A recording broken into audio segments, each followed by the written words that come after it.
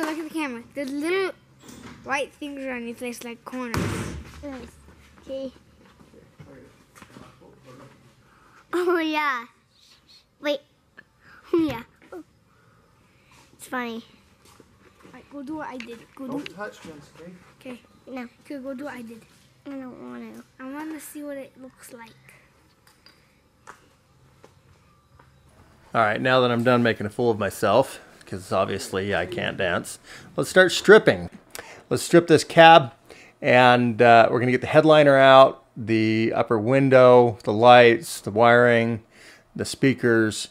There's a bunch of little brackets and parts on those things you want to make sure you get when you're dismantling and changing, you know, a cab or a door or something like that.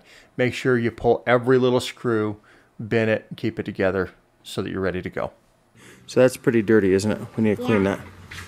Sure. Okay, and look at this. See that bottom piece there that we missed? Yeah, we're gonna have to paint that. Yeah. We got a crack right here. We got to weld and fix too. Yep. But look at all this stuff. Yeah. We're gonna have to scrub all that down. That's all the interior, most of it. It's a ton. It is. Okay. Dad? Mm-hmm. Should I do it? Start doing it with rads. We're gonna use soapy water, and maybe you can help your big brother do it. Okay. Okay. Like Gunner or Tegan. Probably Gunner, Tegan, and Mason. Is it okay? Sure. How about the whole family? Yeah. Well, maybe we will do it. Yep. Aren't you my little princess? So after having these things sent out, sandblasted, being patient, because, you know, if you want a good deal, you got to be patient with these companies. Let them use it as a filler. All right, so now we're just, after priming, we've gone through and just trying to coat these things with a ton of paint so they don't ever rust.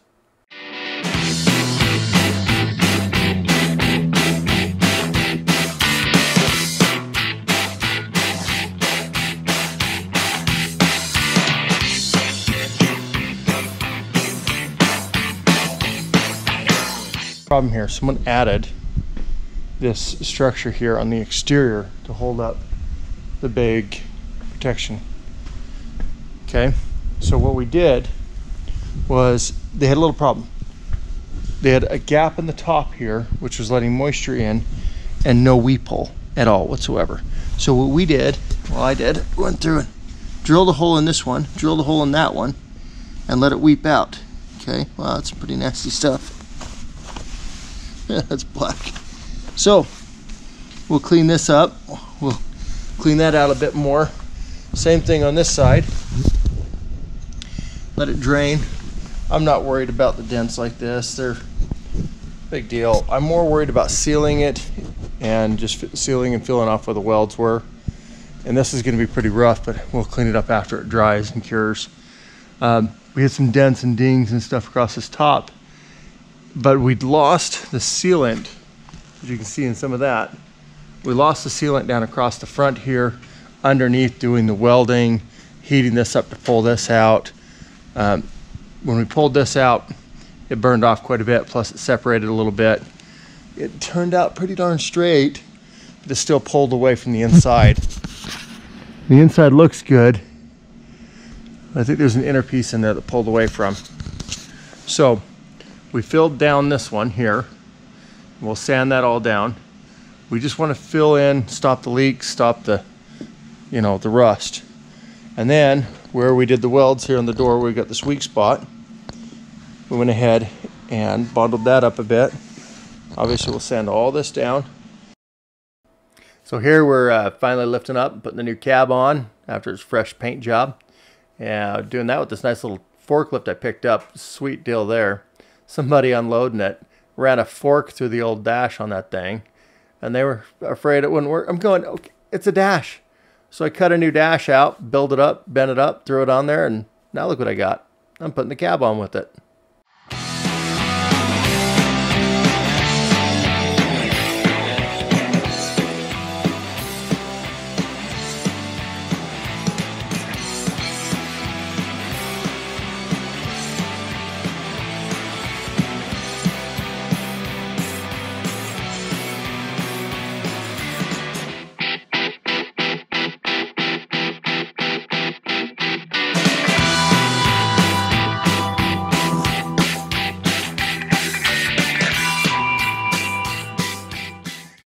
So this is me putting the part in for probably the third or fourth time.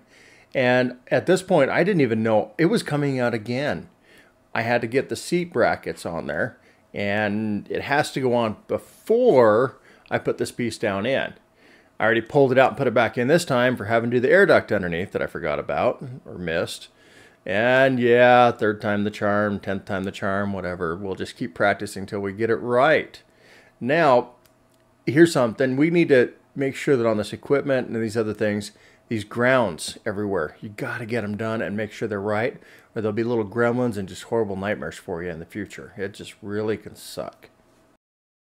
You know, I was trying to think of some joke to mess with all this wire, but it's just a pain. I had to inspect it here, make sure there's no nicks, no cuts, no damages, and then I also needed to make sure that the new wiring harness was identical to the old wiring harness. So that's what I'm doing here, is just matching it up, checking for wear, checking for damage. You know, like the shorts with grounds and everything else, you just got to check it all beforehand. It'll save you a ton of time tearing things apart and going back together. It just, that repair time, it's 3-4 times the amount of labor to fix it after the fact. So do it right up front, guys. So Gunner's in here cutting a little hole because this cab is newer and had a better system than what we had. We had to reuse our old door and the old spring-loaded bracket for it and everything. That it's the, like, you know, the spring that holds like a garage door opener. This is a little coil. It sits up there in the corner, and well, we had to cut it out and fit it in there. So you make the modifications you have to make to get things done. Thanks, Gunner. So that we can mount the speakers up. Speakers for the radio and the Traco. Why not?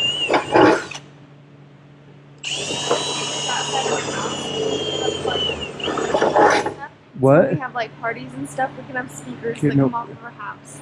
What? We should put speakers on the house. We didn't pre-wire for all that. Destroy our template. Piece. See, the one reason I'm kind of not too stressed about this being a thinner metal is because of how small it is. If we had a huge area and this piece was really moving, I could understand it being a problem. But right now, with what we've got, there's not a whole lot of metal here, and it's reinforced behind directly, I mean, just right off this ridge right here with the structure. So what we'll probably do is put a couple more screws in, some self-tappers up here to help reinforce those corners so we don't get vibrations. But honestly, you're not going to notice it much in this Traco anyhow. Still want to avoid it. Let's clean this and put this back together. And this is what happens when you're on a budget and you got to get your radio working and it's just too darn quiet in the shop. So I have to kind of finagle and get things together to, I couldn't get it to stay on there. So I'm grabbing a clamp and trying to get this thing to stay. And you know what? I finally just upgraded. It just took a little while because this was a major waste of time. I really wish the electrician could get that dang wiring done instead of running off a cord as well. So what we're going to do, I couldn't find, well, I don't want to wait too long for these. I couldn't find anything like them. So I'm going to cheat. We're going to cut a little something on the lathe. Now, it's late in the afternoon. Well, it was late in the evening. Ran out to just an Ace Hardware, local. I was looking for some thick plastic to use for this. Guess what I found? The only thing I could get to work. Well, we'll keep the brand name off of it. But let's just put it this way. Yeah, plunger. And of course, and it was the $20 one. Oh, there's the sticker. Let's get that off of there. Okay. Alright, so that's what I got. Now the reason being is because this thick piece of handle right here. It is close enough to what I'm doing that I should be able to cut a few of those things out. So I'm going to cut some of those out of there. We're going to maybe clean that end back up, see if we can't save it.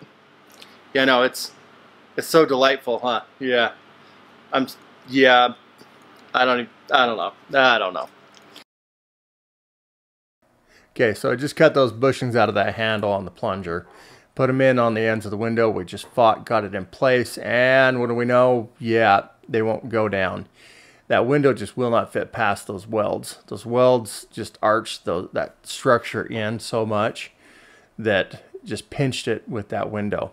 So we fought and fought and fought. Gunner could not stand it. He kept asking me, is that enough? Is that enough? Is that enough? Finally got it down, got it into place, and to be honest, I have not opened that window since. And don't know if I can. It's in and it's in good, and I like having a window and enclosed cabs.